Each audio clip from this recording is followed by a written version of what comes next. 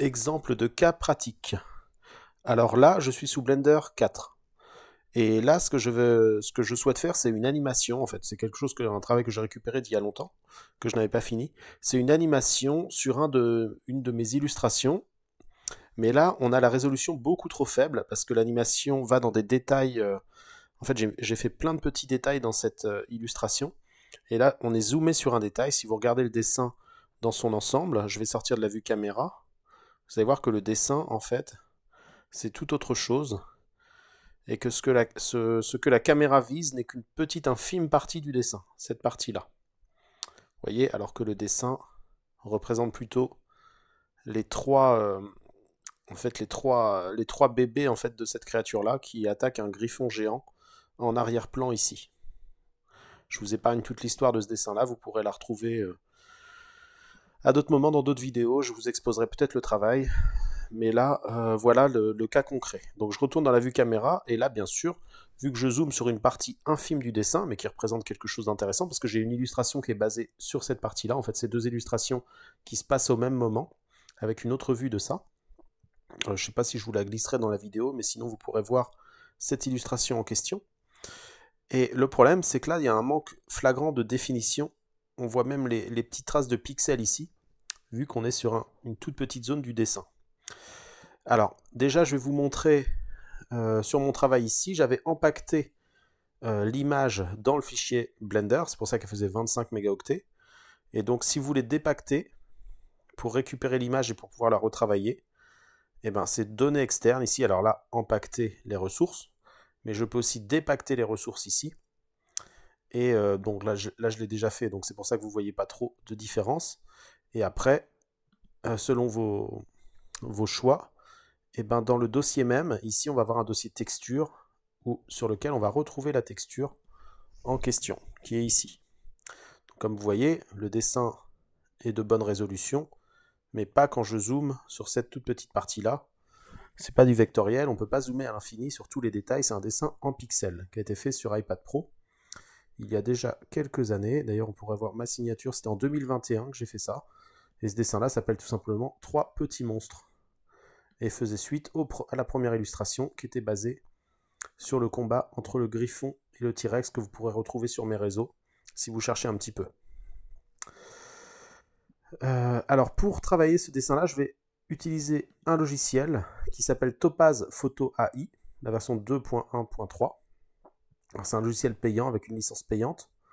Donc voilà, mais sinon il y a d'autres solutions aussi. Vous pourrez trouver des alternatives en intelligence artificielle aussi.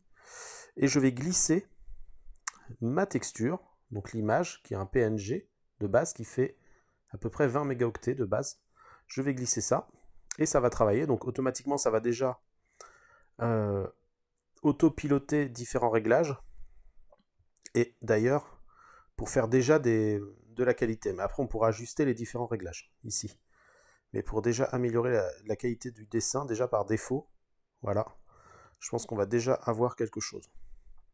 Alors je vais zoomer sur cette même partie qu'on a vue dans le travail 3D pour vraiment faire le rapport de ce qu'on a ici. Donc c'est cette partie-là qui était trop pixelisée.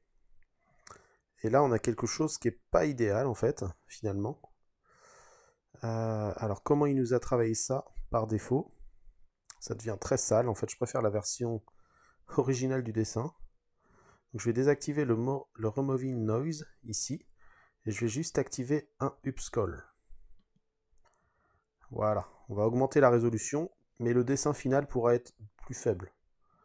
Enfin, prendre moins de place. Donc déjà, là, juste sur l'augmentation de la résolution, on voit que déjà, au niveau des pixels, c'est vraiment beaucoup mieux. Là, on a quelque chose de bien meilleur. Et je vais déplier cette partie-là, voir comment on pourra améliorer ça. Alors là, on est sur High Fidelity, c'est pour conserver un maximum de la fidélité du dessin d'origine. Mais on peut toujours tester les autres algorithmes. Voilà, on a quelque chose comme ça, donc ça retire les pixels, mais c'est un petit peu plus flou. Graphique.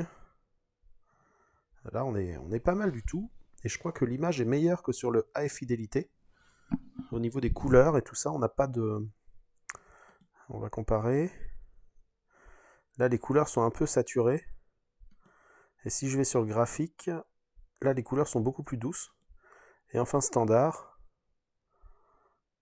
Bon, je pense que c'est sur graphique que j'avais le meilleur résultat. Et donc on obtient une résolution 2 fois supérieure.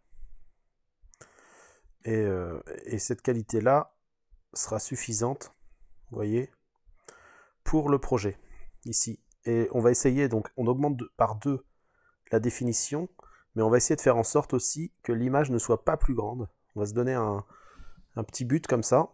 On va essayer de faire en sorte que l'image ne soit pas plus grande que celle de base.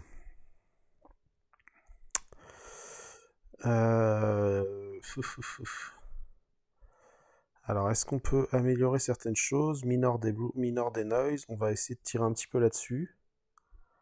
Mais là, on est pas mal déjà. Hein. Déjà, ce sera bien. Ce résultat-là sera bien. On va prendre un petit peu de recul pour voir, et on va voir que tous les autres détails, bien sûr, vont être améliorés en termes de définition. Si je zoome, par exemple, sur les dents des petits dinos, là, j'ai quelque chose de vraiment très propre. Et là, on a quelque chose de pixelisé, ici. Donc le travail sur l'animation de ce dessin-là va être beaucoup plus intéressant. Et là, voilà. On reste sur vraiment notre dessin original, on ne triche pas. Hein. C'est pas une IA qui va transformer le dessin. C'est vraiment juste affiner la résolution. Donc il n'y a pas de tricherie. J'augmente pas mon dessin. On affine juste sa résolution. Je vais sauver l'image, ici. Et pour la sauver, je vais aller chercher l'emplacement. Ah bah voilà, je peux choisir Original Folder, donc le dossier original.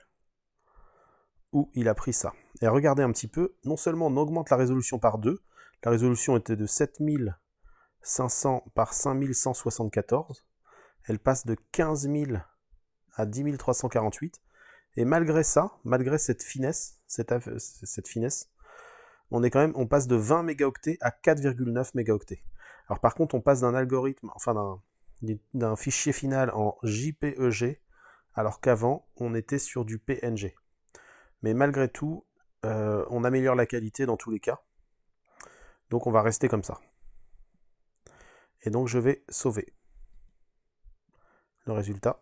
Donc le processing est en cours. Voilà. Et sur mon fichier Blender, ça ne va pas sauver en temps réel. On va remplacer un peu les choses. Alors sauver ici. Et le défaut qu'on avait va disparaître. Et ça va être une chose très sympathique. Voilà, done, donc ça veut dire que c'est bon. Je retourne sur mon fichier Blender, vous voyez, avec quelque chose de très flou ici. Je sélectionne 3 petits monstres, donc le plan qui avait la texture de mon illustration. Hop, ici on a un PNG, texture image. Je vais remplacer l'image ici. Alors, on avait le PNG d'avant, et si je passe sur le JPEG d'après, qui est plus petit en plus, bien plus petit, voilà, je le sélectionne et je mets ouvrir l'image. Et voilà. Vous avez vu la différence de qualité. Là, on a quelque chose de beaucoup plus propre, sur lequel je vais pouvoir faire mon travail avec la caméra ici, mon travail d'animation. Donc là, par exemple, petit exemple ici. Bon, je vais supprimer cette clé-là. On commence avec une clé. On pourrait se mettre à l'image 1, ici. Bon, je vais la mettre ici, cette clé-là, mais j'aurais pu la créer tout simplement à nouveau. Hop, supprimer. Je me mets à l'image 1 en cliquant ici. Et là, on pourrait même se permettre de zoomer un petit peu plus pour voir ce qui se passe ici. Je vais orienter la caméra de manière à prendre un peu plus les choses de face. Voilà, comme ça. On va commencer ici. Je vais appuyer sur I pour enregistrer une image sur la position, I à nouveau sur la rotation. Ce qui m'intéresse, c'est la position et la rotation. Je vais un petit peu plus loin avec la barre d'espace dans l'animation. Ici, je vais mettre, je sais pas, l'image 50 par exemple. Ici, c'est le cadre où on vise, où la caméra va voir ce qui se passe. Je prends un tout petit peu de recul. La caméra va se déplacer un petit peu comme ça aussi. Alors, je sais pas pourquoi on a un cube ici, je vais le supprimer. Voilà, pour faire apparaître le griffon ici. Je vise comme ça, c'est pas mal. Je sélectionne bien la caméra, hein, c'est sur la caméra qu'on enregistre les images clés. I disponible, ça va reprendre les deux images clés en question, c'est-à-dire la position et la rotation. Et là, j'ai bien l'animation qui commence ici. Bon, alors là, ça vise pas correctement, on va voir pourquoi. Voilà. I disponible. Voilà. L'animation se fait bien ici. Je vais un petit peu plus loin. Je vais prendre un petit peu, on va tourner un petit peu autour de ça. On va pas révéler pour l'instant nos petits dinos. On reste sur la scène arrière. Disponible ici. Et là, ça nous donne quelque chose comme ça.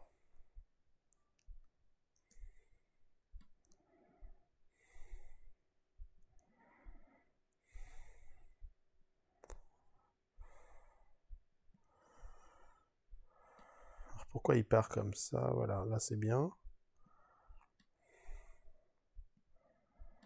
Alors on va prendre comme ça.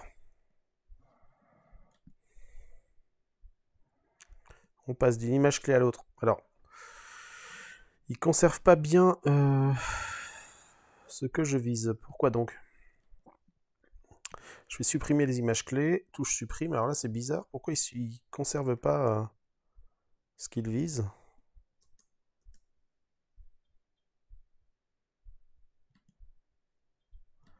Ah, j'ai une musique de fond là déjà. Ok, d'accord. On retourne ici. Alors, je veux qu'il commence sur notre T-Rex, sur lequel on pourrait encore augmenter la résolution, hein, si vraiment on veut aller très proche comme ça. Mais je me dis que ça suffira.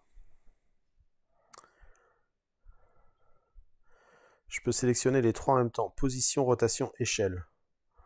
Voilà. Je me mets à 50. Je vise aussi sur lui. Disponible.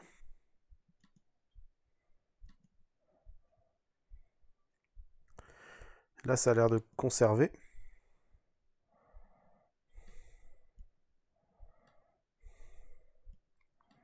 On va tourner un petit peu ici.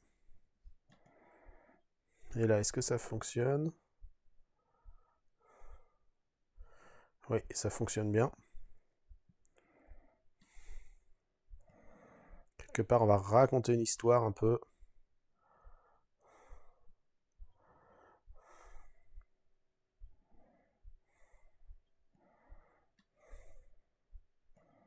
On va jouer un petit peu avec la perspective.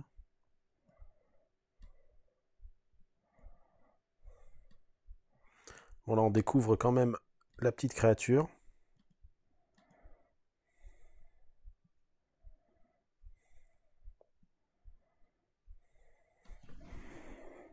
Voilà.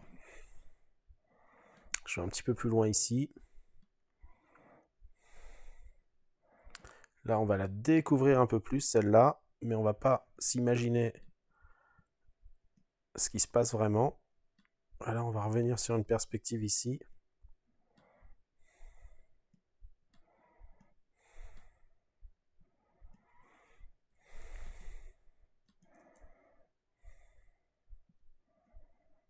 Oh là, l'animation est pas très fluide ici. Je vais supprimer juste cette clé-là. Et voir comment se passe la transition. Eh ben, ça fonctionne mieux comme ça. Parfois, on est amené à supprimer certaines clés d'animation qui nous créent un peu de tort à la qualité de notre animation. Je vais augmenter le nombre d'images.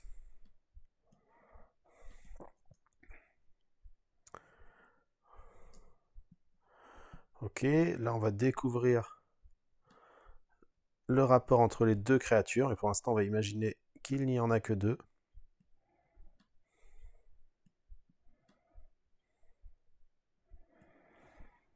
Voilà.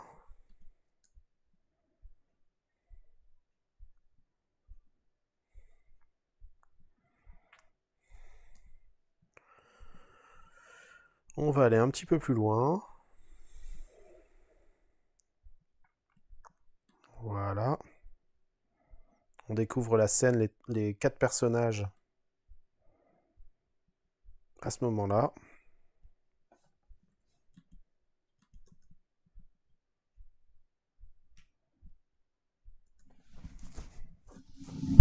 Oui, alors c'est l'ancienne version de mon illustration où j'avais malencontreusement, parce que c'est pas très réaliste, hein, ce sont pas des mammifères, mis des petits tétons à mes créatures. Sur la dernière version de mon dessin, il n'y a plus ça. Je sais pas pourquoi, quelle idée m'était passée par la tête. Mais ce sont des animaux qui pondent des œufs et qui n'ont pas, de mamelles ici. Et là, on découvre la 3e créature.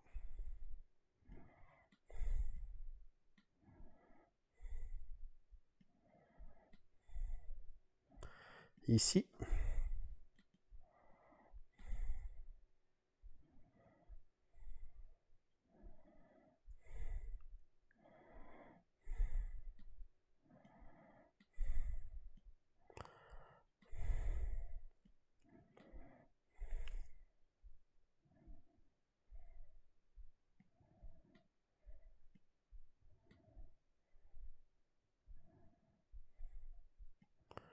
Et là, on découvre l'entièreté ou presque, de l'illustration.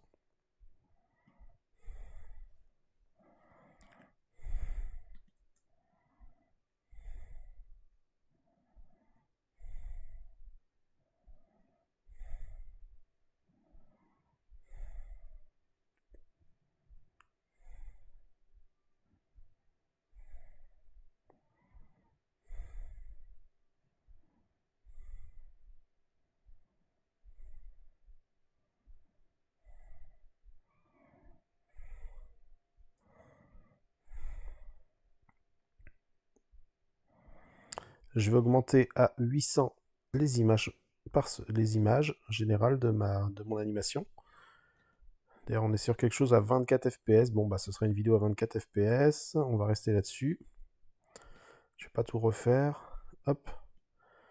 Et là, on a toute l'illustration ici.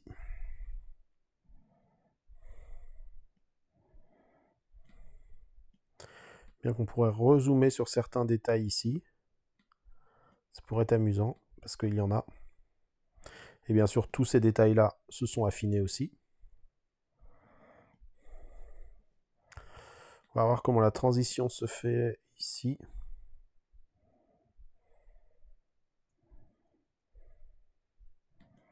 Bon, peut-être qu'ici, on va baisser la caméra.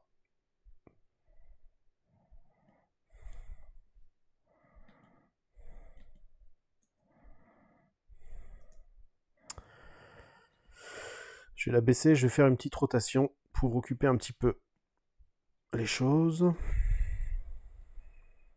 Peut-être en perspective comme ça. Ça va peut-être être un peu trop violent.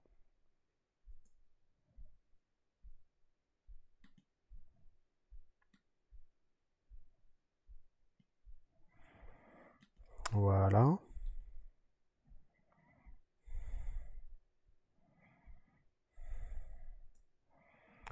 Et ici, je vais faire une petite rotation comme ça. Voilà. Petit cadrage comme ça.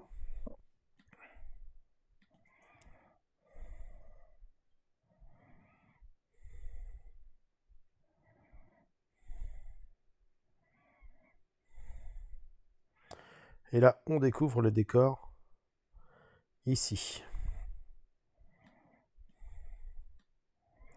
Qui, comme je vous l'avais dit, c'est bien sûr affiné. On a une ruche ici.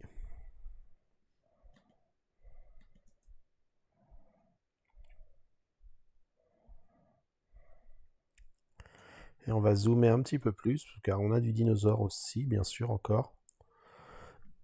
On a un paracérolophe ici.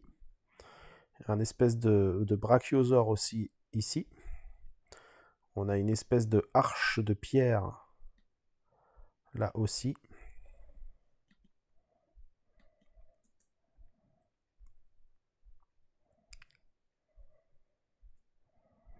Allez, on va atteindre les 1000 images.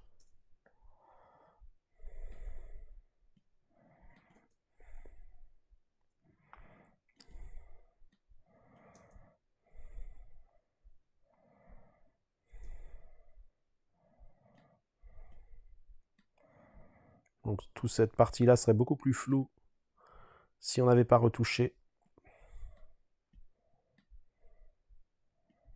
avec l'IA.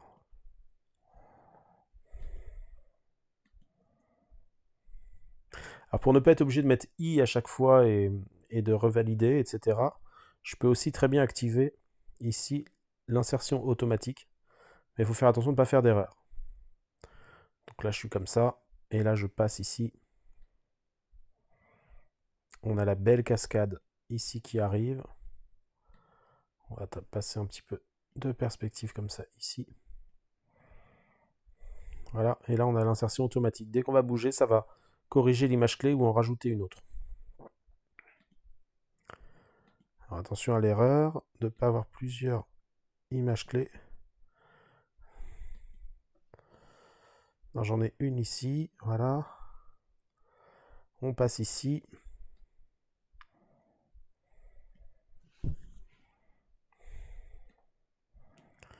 Voilà.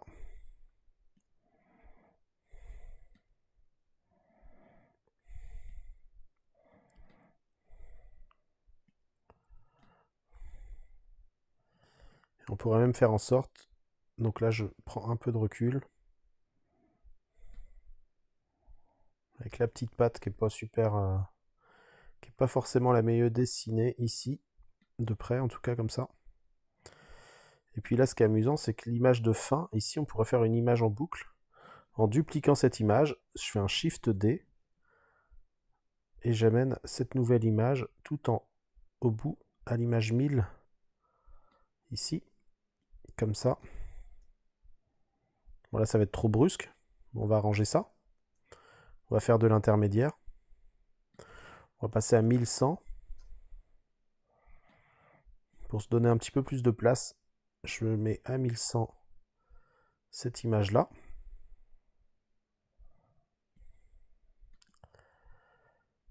Et entre les deux, là c'est un peu bateau. On va peut-être prendre un peu de recul, à nouveau.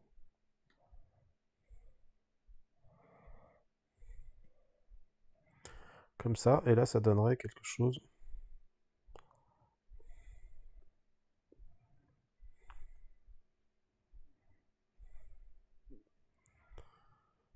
Avec une bonne boucle.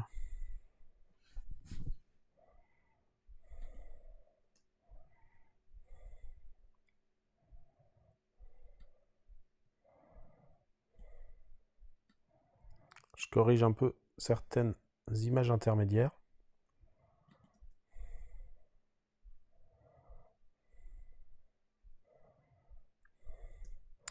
Alors ça, j'aime pas du tout. Donc je vais retirer celle-là.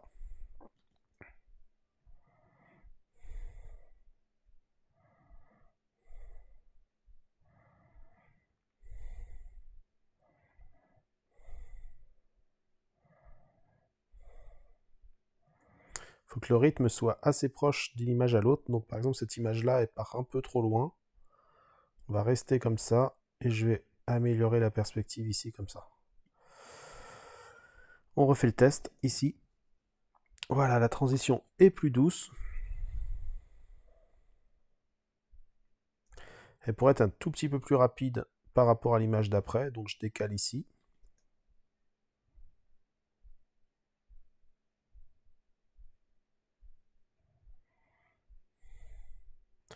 Là, c'est trop rapide, donc je déplace cette image-là ici pour la tempérer un petit peu entre les deux. Ça va accélérer la précédente et réduire un peu la vitesse de la suivante. Ici, c'est un peu lent. Là, c'est un peu trop rapide. Et ben, on fait pareil. On déplace vers le côté lent. Comme ça accélère un petit peu le côté lent et ça réduit un peu la vitesse du suivant pour quelque chose de plus doux. Là, on a une transition un peu bizarre, donc je vais supprimer cette clé-là, comme ça, il y aura la transition directement d'ici à là. Oh, là c'est rapide. C'est trop rapide. Je vais déplacer un peu ces clés-là, histoire de réduire la vitesse ici.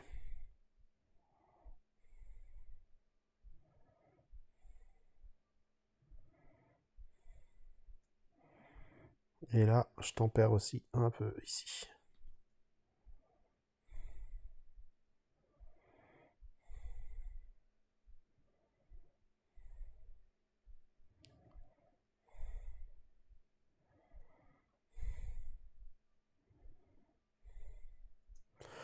Là aussi, c'est trop rapide. Je vais supprimer cette image clé, on va voir ce que ça donne.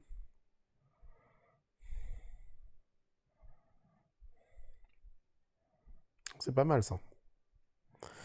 Je réinspecte sur toute la longueur pour corriger une éventuelle animation qui serait un peu trop... Bah, par exemple celle-là. C'est un peu trop en perspective quand même.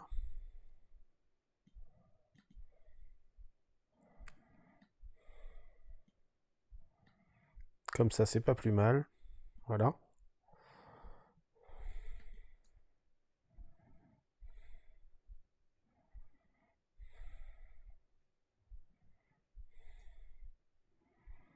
Ça, c'est un peu rapide.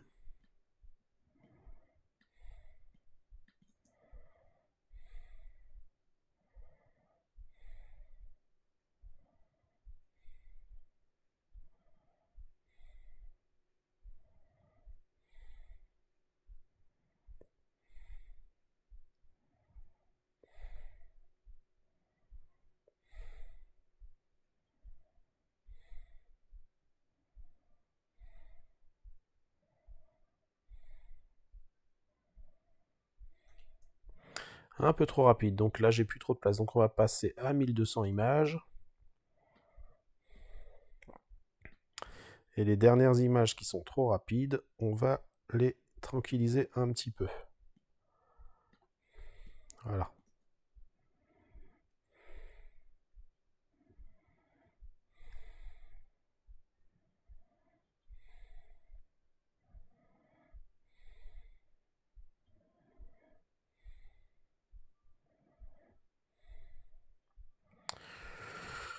Bon, ça fonctionne un peu mieux. C'est pas parfait, mais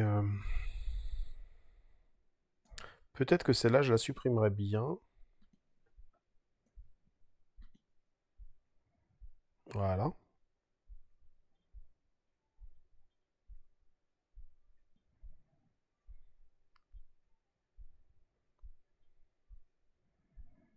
Celle-là est un peu lente aussi.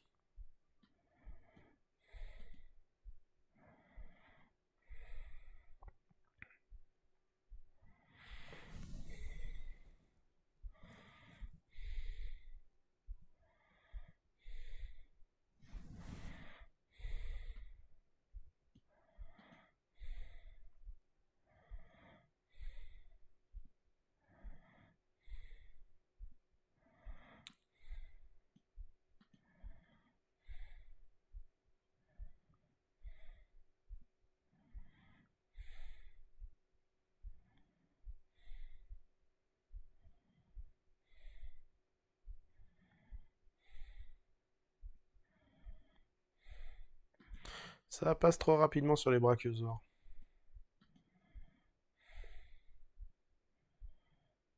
Voilà.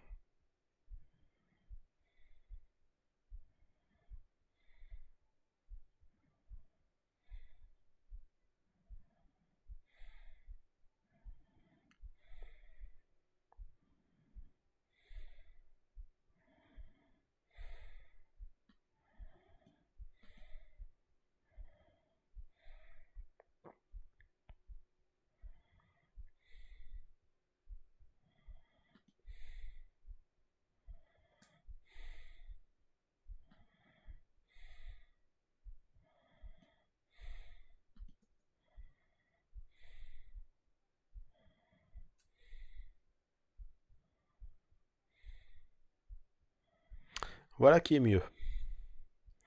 Je sauvegarde mon travail. Je retourne à l'image du début et maintenant on va gérer la profondeur de champ. Donc ici, j'active la profondeur de champ déjà. Et j'ai réduit l'ouverture au maximum. Alors, on est sur le moteur Eevee. Je vais activer tout ça. Flou cinétique aussi. Et si je me mets sur Cycle...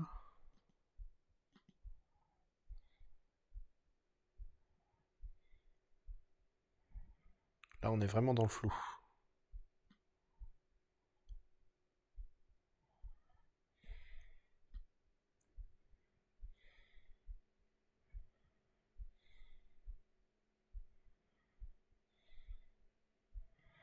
Ouais, c'est là qu'on est net.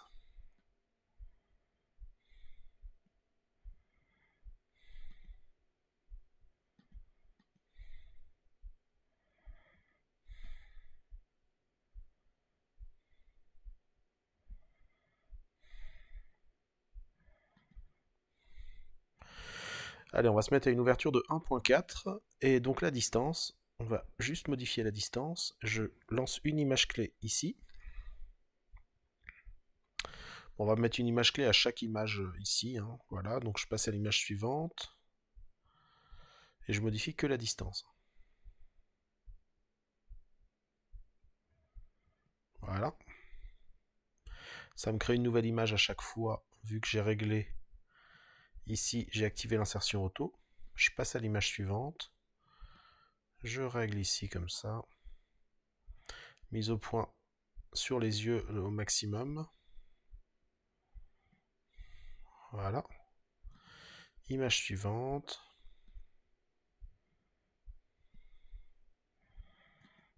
Et ainsi de suite.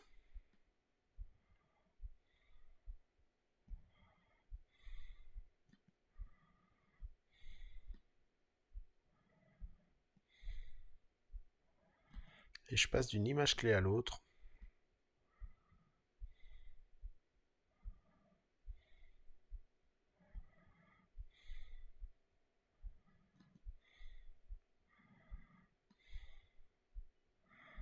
Alors ici on n'est plus sur les yeux, mais on va essayer de faire la mise au point sur l'élément plus important. Je fais la mise au point sur le paracérolof, ici.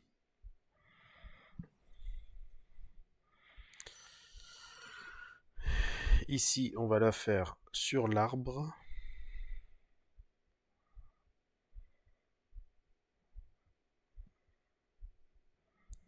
Image clé suivante, ici.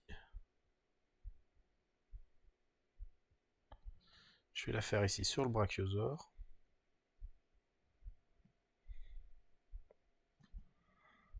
Sur la cascade.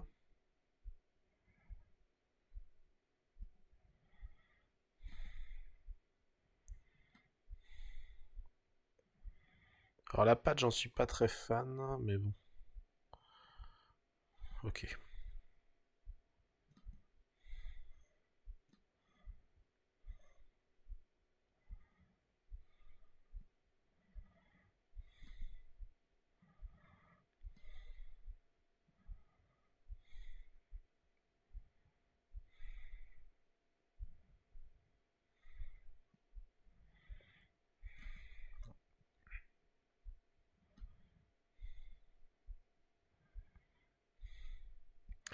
Et là, pour éviter un problème, je supprime ici, je reviens à la toute première image clé,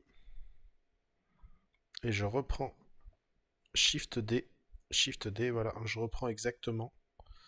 Ça va hériter aussi de l'image de mise au point. Voilà. Ça, il n'y aura pas un à-coup au niveau de la mise au point dommageable. Ok. Au niveau de la texture ici maintenant. Bon là je pourrais ajuster un peu la mise au point à certains endroits, comme ici. Je vais pas le faire partout. Ça devrait se passer pas trop mal à chaque fois. Voilà. Au niveau de ma texture ici, je vais augmenter la rugosité pour avoir plus de contraste. Voilà. Je pourrais donner un aspect même métallique un peu, mais On va laisser comme ça. Et après, je pourrais jouer avec des lumières éventuellement. Ou pas, je pourrais laisser comme ça. Alors si j'ajoute une lumière, alors on a une lumière de base ici. Si j'éteins, on voit plus grand chose. Hop, elle se situe ici. Shift D, je pourrais la dupliquer. Et après on peut en faire un peu ce qu'on veut. Mettre une couleur. Des spots. Un spot pour avoir une lumière un peu directionnelle avec une forme. Voilà, plutôt ici. Hop. Qui pourrait s'orienter vers l'endroit où l'image se trouve, où on vise. Si je prends la vue caméra ici, par exemple, voilà.